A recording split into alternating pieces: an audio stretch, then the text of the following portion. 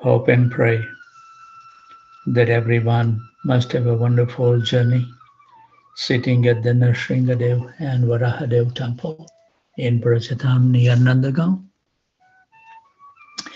And our journey will continue. Tomorrow we'll be visiting Nandagaon. So those spiritual warriors who made our journey successful today, it will not take that long time today because I revised the list that I read the names. Ishwar Krishna Prabhu, Yamuna Sundari Mataji, I.V. Gautam, Sneha Mataji, Mulli Manohar Prabhu, Shrekha and Pankaj Gupta, Parmeshwari Devidasi, Girivardhari Prabhu, Shreya Devidasi, Rohini Nandan Prabhu, Amol and Smita, Sitala Priya Devidasi, Sachinandan Krishna Prabhu, Kasturi Manjari Mataji. Sistatika Mataji is traveling today, so she wrote me. Leela Manjari Mataji, Manmathanan Prabhu, Shundri Radha Mataji, I didn't see Ram Pandara. Srinivas Acharya Prabhu, Patita Pavan Prabhu,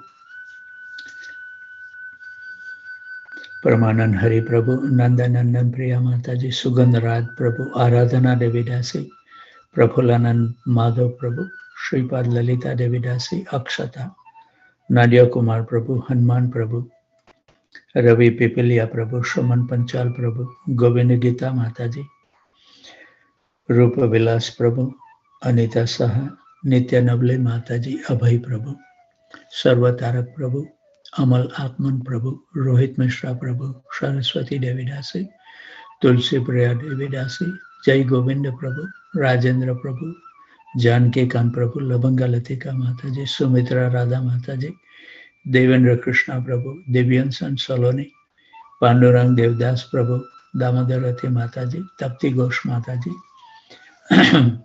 Vraj Vinod Prabhu, Anand Vinodini Mataji, Nissan Sharma Prabhu didn't join, Haribol, Priyanka Mataji,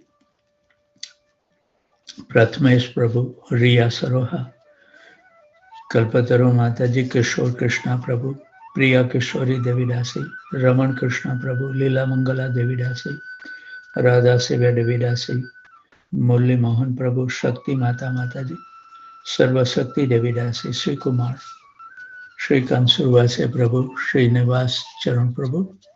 No, Srinivas Charan Prabhu not. He didn't join. I think he is in India.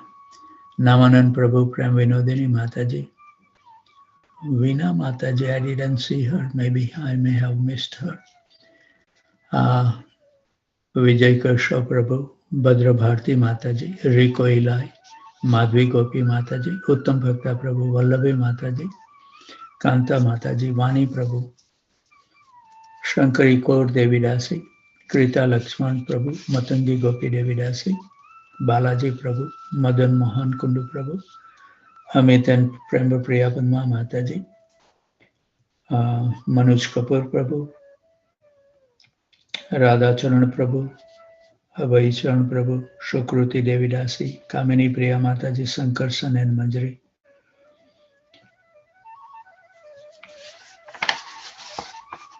Sudhir Krishna Prabhu, Shaki Saran Devidasi, Sarmishta Sahi Mataji, Rasha Kida Prabhu, Anand Radhika Mataji, Advait Prabhu, Rajesh and Sweta, Harikatha Mataji, Balram Prabhu, Jai Sachinandan Prabhu, Pragya Nagpal, Hemangini Chauhan, Rati Prabhu, Radha Vallabh Prabhu, Sundar Gopal Prabhu, Suchitra Devidasi, Rashmi, Sesa Kapoor Mataji, Lekha Mataji, Thaneswar Prabhu, Arvind and Priyanka, Rati Vilas Devidasi, Nama Priya Devidasi, Ananda Leela Devidasi,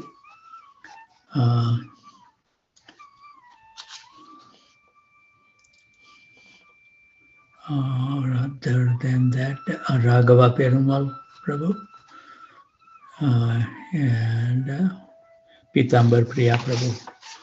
So if I have missed someone names, please forgive me. Let's hear the Damodar Ashtakam, and we will be reading little bit left on that verse 8, and then we are going to start reading the Madhurya Kadambini from today. Thank you. नमामीश्वरं सच्चिदानन्दरूपं लसत्कुण्डलं गोकुले व्रजमानां यशोदाभियो लोकलाघवमानां परां दृष्टमत्यन्ततो धृत्यगोप्या हृदन्तं मुहुर्नेत्रं युग्मं मृजन्तं कराम्भोजयुग्मेन शातकनेत्रम् मोहश्वासकापत्रिरेखाङ्ककण्ठा स्थितग्रैव दामोदरां भक्तिबद्धम् इति दृक्स्वलीलाभिरानन्दकुण्डे स्वघोषं निमज्जन्तम् अख्यापयन्तम् तदीयेषिताग्नेषु भक्तैर्जितत्वं पुनः प्रेमतस्तां शतावृत्तिवन्दे वरं देवमोक्षं न मोक्षावधिं वा न चन्यं वृणेऽहं वरिषदपीह इदं ते वपुर्नाथ गोपालबाला सदा मे मनस्याविरस्तां किमन्ये इदं ते मुखाम्भोजमत्यान्तनीलै वृत्तं कुण्डले स्निग्धरक्ताश्च गोप्या मोहश्चम्बितां बिम्बरक्ताधरं मे मनस्याविरास्तं मलं लक्षलाभै नमो देव दामोदरानन्दविष्णो प्रसीद प्रभो दुःखजलाब्धिमग्नम् कृपादृष्टिवृष्ट्यादिदीनां पतानो गृणानेश मामग्नामेधाक्षि दृश्या कुबेरात्मजौ बद्धा मूर्त्यैव यद्वत् त्वया मोचितो भक्तिभजौ कृतौ च तथा प्रेमभक्तिं स्वकामे प्रयच्छ न मोक्षे ग्रहो मे स्थिदामोदरेह नमस्तेऽस्तु धाम्ने स्फुरदीप्तिधाम्ने त्वदीयोदरायाथ विश्वस्य धाम्ने नमो राधिकायै त्वदीया प्रियायै नमो अनन्तलीलाय देवाय तुभ्यम्।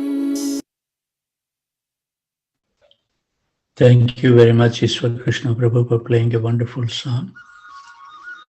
So we will be finishing question and answer session on the verse number 8, Damodar Ashtakam. It says, actually, Srimad Bhagavatam finishes in 10 cantos. 11th canto is again a very important canto as it gives summary or synthesis of all that has been given in first 9 canto. First, there is Narada's instructions to Yudhishthir and Krishna's instructions to Uddhava. Uddhava Gita is there. So it is synthesis of all that has come before, which is the standard procedure of literature, that after everything is explained, it is again summarized. So this happens in 11th and 12th canto, is explanation of what is going to come in future in Kali Yuga. Actually, Srimad Bhagavatam is completed in 10 cantos, and therefore Srila Prabhupada completed the Bhagavatam. Sometimes people say that why did Prabhupada not completed the Bhagavatam? Actually, he did complete. Otherwise, no way he would not have left without doing so. Not to say that 11th canto is probably quoted more than any canto in the Acharya's commentary in various literature, sandarbhas, especially Uddhava Gita and Narada's teaching also. Why? As they are so condensed, synthesis of everything of all other 9 cantos that you can find practically everything.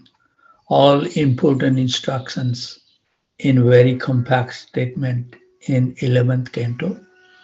They are excellent for approving various philosophical points. In fact, it is a summary of what has gone before. Navadvip Dham is the center of Vrindavan. In the center of Braj is Navadvip. When Lord Krishna is feeling intense separation from Srimati Radharani, he assumed form of Lord Gauranga, and it exists in the center of Braj. Navadvip is at center of Braj. When Krishna feels separation from Radharani, he assumes her form or color, and that is Lord Chaitanya. Inside Krishna, outside Radharani. So Krishna is always in Vrindavan, and Lord Chaitanya is always in Navadvip. I remember that my Guru Maharaj told me that if you have attachment with Krishna's pastime, you may stay in Vrindavan and Goloka Vrindavan. And if you have the attachment with Gauranga Lila, then you may be taking part in Gauranga Lila in Navadvip, which is also in Navadvip, in Goloka Vrindavan. It is in the center. But also, my Guru Maharaj told me that if you have the attractions for Lord Gauranga and Shri Krishna, then you can simultaneously go in Vrindavan and then go to Navadvip, go to Vrindavan, go to Navadvip. That's also possible. So we finished the Damodar Ashtakam. So we will be reading Madhurya Kadambini and translated by Dinabandhu Prabhu. Chapter 1 is First Shower of Nectar. Mangalacharan. Rud Vapre Nava Bhakti Sasya Viteta Sanjivani Swagama Rambhe Kama Tap Rutu Dahadamani Viswapagha Loshini Duran Me Maru Shakino Api Sarasi Bhavaya Bhuyat Prabhu Sri Chaitanya Kripa Nirankushu Maha Madhurya Kadambini. The mercy of Sri Krishna Chaitanya Mahaprabhu is an uncontrollable cloud bank of wonderful sweet nectar, whose sudden appearance fully rejuvenates the grains of ninefold bhakti in the field of the heart, extinguishes the burning summer heat of lust, and bestow rapture to the universal river of living beings. From far off, may those clouds of the Lord mercy give satisfaction and pleasure even to this worthless soul, a dried up tree in the desert. Though previous Mahajan, Prahlad Maharaj, Dhruv Maharaj, four Kumaras, etc., have taken up the path of bhakti, I constantly pay my obeisances to Srila Rupa Goswami, the Lord's dear one, by whose mercy one now attains the intelligence to see bhakti in its complete rasa form. We will proceed on the basis of Shastra or scriptural evidence, Sabda Praman, which is the best of all evidences. Thus, the Taittiriya Upanishad, Shruti, after discussing the different coverings, Anyamaya, etc., emphatically declares that superior to Brahman, who is the shelter or support of these coverings, Brahma Pucham Pratistha 252 is the Param Anandamayo Purusha or Partapara Tattva, most supreme truth, by describing him as the embodiment of Rasa. Rasho vai sahasrasam hi evyam labdhavanandi bhavati. The Lord is a Ras itself, and attaining that Ras, the Jiva becomes blissful. 272. In this vein, the Srimad Bhagavatam, the cream of Vedanta, an emperor among all types of evidence, described Lord Krishna as the full embodiment of ras or pleasure.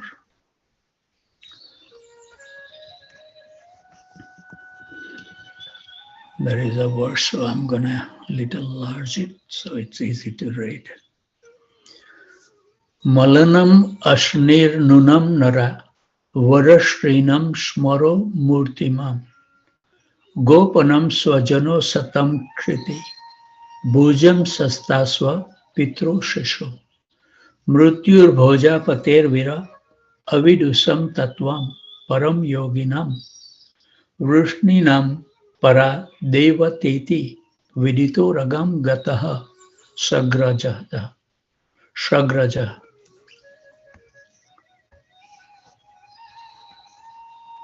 The various group of people in the wrestling arena regarded Krishna in different ways. We read that earlier, that there were 12 different ways the people see Krishna at the arena.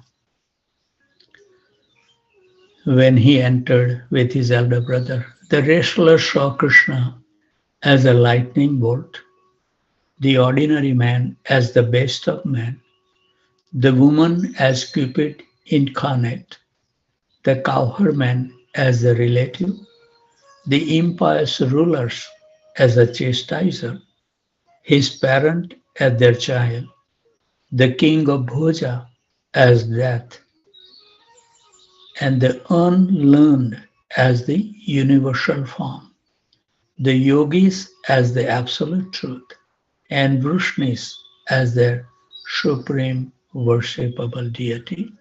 Srimad Bhagavatam 10:43-17. In Bhagavad Gita 14:27 as well, the Lord himself asserts his identity above Brahman. Brahmano hi pratisthaham. I am the basis of Brahman. Therefore, the absolute truth is none other than the all blissful, transcendental Vrajaraj Nanda, Sri Krishna, the son of King of Braj. He is equipped with the transcendental Suddha Sattva, eternal names, forms, qualities, and pastimes. This blissful Lord does not descend to human perceptions of the ear, eye, mind, and intellect by any material cause, but rather simply by his own independent will. Just as by his own will, he appeared in the material world as Krishna in the Yadu dynasty and Ram in Raghu dynasty. The Lord is not dependent on any material cause for his appearance. Similarly, his non-different energy, devotional service, bhakti, in keeping with its self-manifesting nature, is not dependent on any material cause. Thus, it is said, Savai pumso paro dharmo, yato bhaktir adhokshaje, ahituki apratehita, yayatma suprasiddhati. The supreme occupation, dharma, for all humanity is that by which man can attain to loving devotional service unto the transcendental Lord.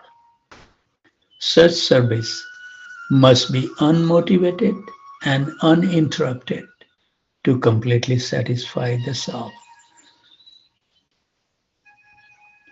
The word ahaituki, causeless, in this statement indicate that devotional service appears without any material cause, hetu. In such statement as yadrachaya mat kathado, if somehow or other a person becomes attached to hearing about me, Srimad Bhagavatam 11:28, Mad Bhaktim cha Yudrachaya. Somehow he attains my devotional service. 11:20:11. And Yadracha Yaivo Pachita. The word Yadrichaya must mean by its own independent sweet will. The meaning of Yadricha in the dictionary is also complete independence. Some people take the word to mean by good fortune. That meaning is not suitable here, for then one must inquire about the origin of the good fortune. Is the cause material pious activities, Shubh karma, or not? If one assumes good fortune is generated from pious activities, this would mean bhakti is ultimately generated from material karma. Bhakti would become dependent on material karma, but this is a contradiction to its independent, self-manifesting nature. Again, if one considers this good fortune is not due to past activity, it becomes both indescribable by words and inconceivable. Consequently, an inconceivable entity is insubstantial and cannot describe the cause of bhakti. If one proposes that the cause of bhakti is the Lord's mercy, then one must find a reason for that mercy. Thus, this statement, giving rise to further need for explanation, is inconclusive in itself. One may further qualify this statement by saying the cause of bhakti is the Lord unqualified, nirupadhi, or causeless mercy. If this mercy is causeless, then one should observe that the Lord bestows it equally everywhere. Since it is not observed to fall on everyone, then this would imply the fault of partiality on the part of the Lord. Thus, the causeless mercy of the Lord also cannot be accepted as the cause of bhakti. So someone may question that the Lord punishes the demoniac and protects his devotees. Is this not partiality? But this type of partiality the Lord shows toward his devotees does not imply a fault in the Lord. Rather, it is an ornament, bhushanam, which enhancing his nature. This affectionate obligation of the Lord to his devotees is called Bhakta Vatsalya. It is the all-pervading king which subjugates of all the Lord's qualities and reconciles all contradictory factors, and will be fully discussed in the 8th chapter. By proposing the unqualified, causeless mercy of the devotee as the cause of devotion in another person, one may object that the devotee's mercy, like the Lord's, can be partial.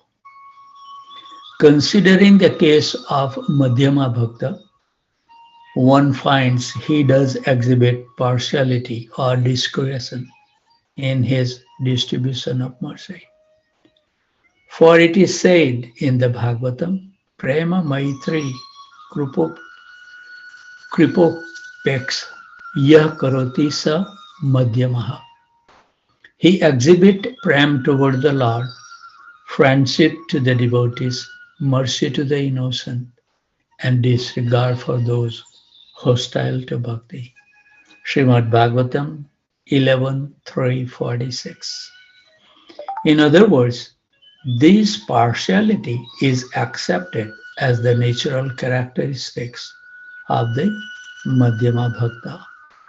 Since the Lord is subservient to his devotees, he let his mercy follow after the mercy of his devotee, and there is no irregularity in this. Now, the cause of that mercy manifesting itself in the devotee is bhakti itself residing within his heart. Without the devotee having bhakti, there is no possibility of the devotee manifesting mercy to others. Bhakti caused the devotee's mercy, which caused bhakti in another person. Bhakti causes bhakti. The self-manifesting, causeless, independent nature of bhakti is thus concluded. So there is a statement, yah kenapi ati bhagyena jata shraddho swa sevane. A person attains faith in the service of the Lord by extreme good fortune.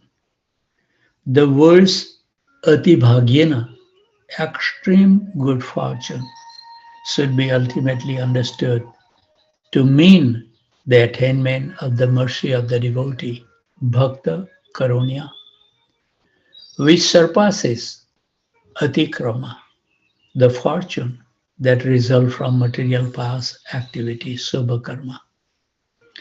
Here, one should not consider that the devotee is dependent on the will of the Lord and therefore cannot initiate the bestowal of mercy. For the Lord accepts subservience to his devotee, Swabhakta Vatsalta, and gives preeminence to the devotee's position by giving him the power to bestow the Lord's own mercy, Swakripa Sakti. The Lord as Paramatma oversees those matters relating to the jiva's external senses. The reward from his past activities, however, he shows special mercy to his devotees, Swaprasad. In the Bhagavad Gita, Mat Prasada Param Shantim, Mat Samstham Adhigachati. Bhagavad Gita 1862 and 615. Sri Chakravarti Pad cite these slokas almost as if they were one. The actual wording of the first is Tat Prasadat. But here, since that refer to the Lord, Mat can also be used. Krishna himself speaks of his prasad or mercy as the means to attain transcendental peace and his supreme eternal realm. This prasad takes the form of the Lord's bestowal of his own Kripa Sakti or power of mercy to his devotees. In other words, one can receive the Lord's mercy through the mercy of the devotee who bestow it, as was previously explained. So there are hundreds of scriptural statements such as Swechavatara Charitaye, Swecha Mayasya, by which it is understood that the Lord appeared by his own will. Still, by external vision, one may say revealing the burden of evil on the earth planet is the cause of Lord's advent. In the same way, sometimes it is said prescribed activities, karma, performed without personal motives, niskam, act, as the door to bhakti. There is no harm in such statement, but it is said in the 11th canto of Srimad Bhagavatam, Yamna yogena sankhena dhanavrata tapo druvai vyakhya swadhyaya sannyasai prapnu yadyata navan api. Even though one engages with great endeavor in the mystic yoga system, philosophical speculation, charity, vow, penances, etc., still one cannot achieve me. Srimad Bhagavatam 11:12:9. Despite charity, austerity, etc., being clearly denied as the actual cause of bhakti. In another place, Srimad Bhagavatam says, Dana vrata tapo homa japa swadhyaya samyamaye shreyo bhir vividhais chanyai krishna bhaktir sadhyate. Devotion to Krishna is accomplished by such method as charity, austerities, home, japa, study, sense control, and other pious activities. Srimad Bhagavatam 10:47-24. However, this statement refer to bhakti in the mode of material goodness, sattvic bhakti, which acts as a limb of the system of jnana, rather than the transcendental, fully spiritual bhakti in the category of prema, nirguna prem bhakti. So of course some people say charity refer to giving to Vishnu and the Vaishnavas. Vrat or austerity refer to such vrat as Ekadasi. Tapas refer to renunciation of personal enjoyment for attainment of the Lord. Thus, they are all angas or limbs of sadhana bhakti. To say bhakti is attained by these angas is not incorrect. For this simply means sadhya, perfected bhakti, is caused by sadhana bhakti. Bhakti sanjataya bhaktya, Srimad Bhagavatam 11:331. Thus, the causeless nature of bhakti is again concluded in this way. All contradictory points are settled. Shreya Shritim Bhaktim Udasyate Vibho. My dear Lord, devotional service unto you is the unrivaled path for self-realization. 10:14:4. Kovartha apto bhajatam swa dharma taha. The non-devotee, although fully engaged in dharma, does not gain anything. Srimad Bhagavatam 1:5-17. Puraha bhuman bahavo api yoginas. In the past, many yogis achieved the platform of devotional service by offering their endeavors to you in devotion. 10:14:5. By these verses, it is seen that the accomplishment of result on the path of jnana, karma, and yoga are completely dependent on bhakti. Whereas for the accomplishment fits a result, prem, the practice of bhakti is never dependent, even in the slightest way, on karma, jnana, or yoga. Rather, the Lord declares, Na jnanam na cha vairagyam prayah shreyo bhavet iha. Jnana and vairagya are not beneficial in the practice of bhakti. 11:20-31. Dharman santyayajya yasarvam mam bhajate satu shatamaha.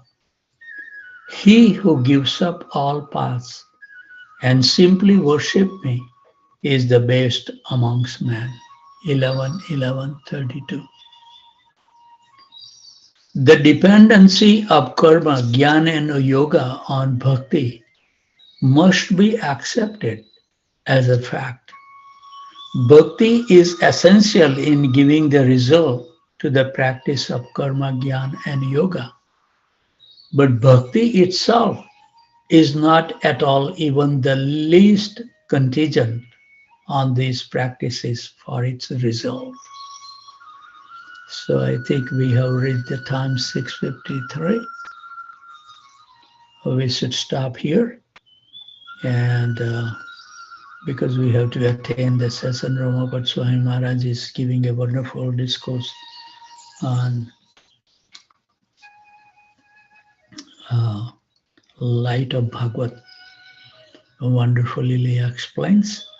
So we would like to attend. It's begin. I think the first session will start at 7:30.